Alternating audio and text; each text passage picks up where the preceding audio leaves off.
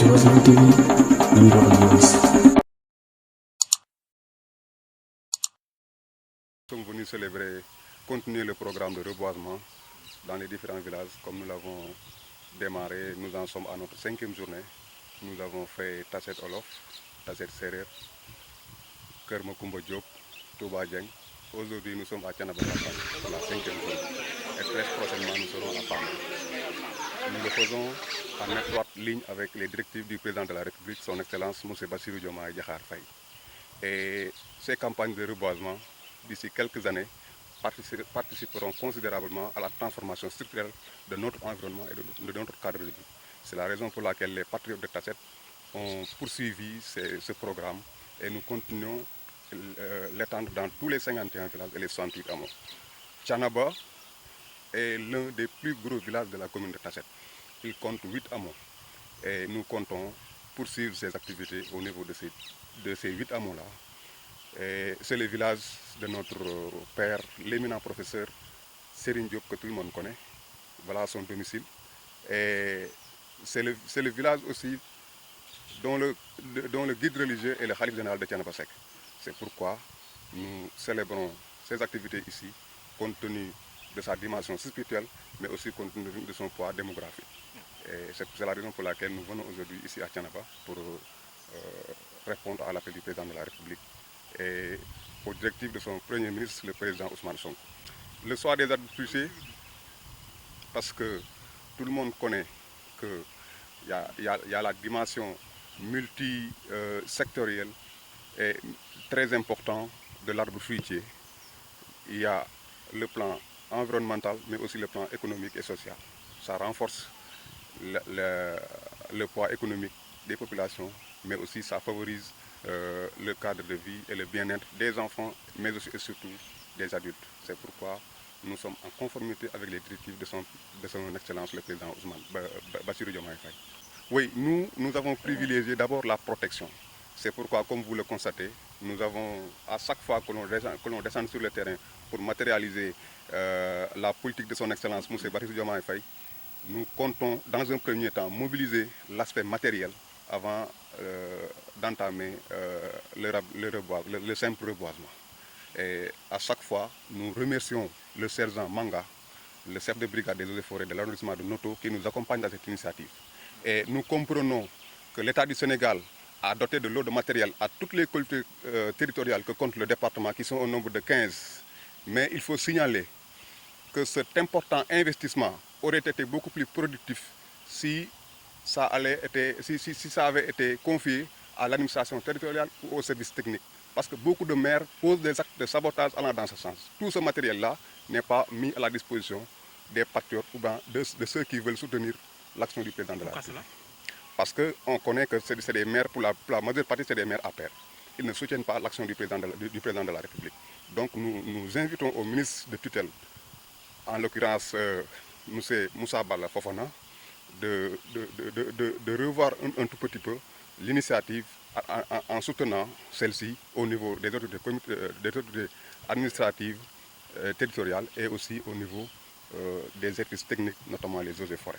Oui, justement, la campagne de sensibilisation est confiée au niveau des cellules des différents villages.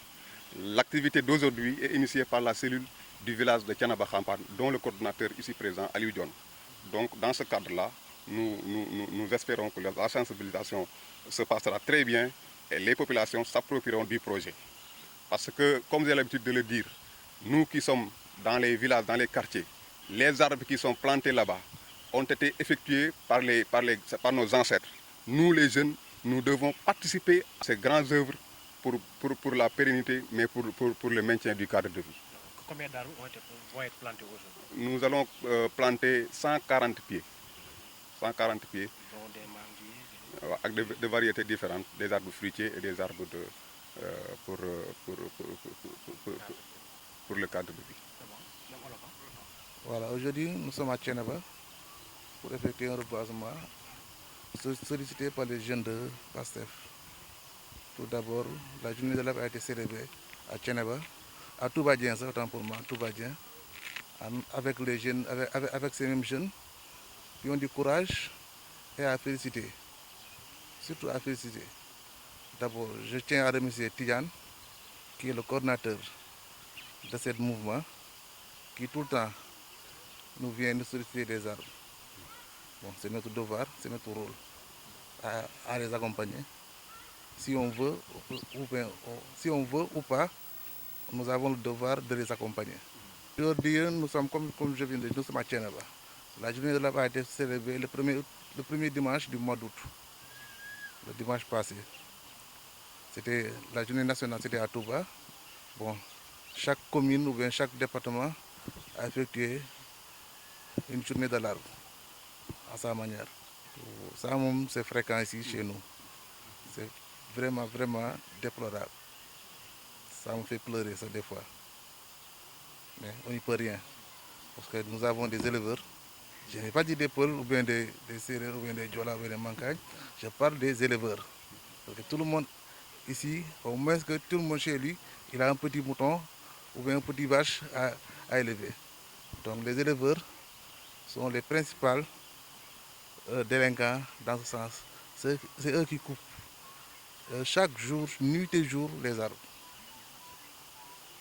Donc ce que j'ai à lancer, reboiser, c'est quelque chose qui est vraiment facile. Mais l'entretien et la protection, c'est ça qui est primordial. Parce qu'on ne peut pas être là. Nous sommes tous des jeunes, mais nous avons au minimum 25 ans, 30 ans, 40 ans. On ne peut pas être là de midi à 14 heures, venir planter des manguiers, on tourne le dos, quelqu'un vient couper. Il n'y a pas de sens. Maintenant, la protection, ça vous revient à vous. Nous sommes là pour surveiller. Mais la protection et l'entretien, c'est la population de Thiénaba qui doit faire ça. Et ça, c'est primordial. On va planter ici un arbre. Le gars qui habite ici, chaque matin, au moins, tu te lèves, tu prends un petit arrosoir, tu viens, tu arroses. Ça ne te coûte rien du tout. Ça ne te coûte rien du tout. D'ici 5 ans, qui va en bénéficier? Ce n'est pas moi, ce n'est pas Tidiane, ce n'est pas Maïga, ce n'est pas vous, c'est lui-même. Il peut y gagner de l'argent, il aura de l'ombre, de l'oxygène. Il n'aura pas besoin d'utiliser tout le temps de l'électricité, du courant pour allumer ses ventilos. Quand il fait chaud, il peut sortir, se reposer dehors.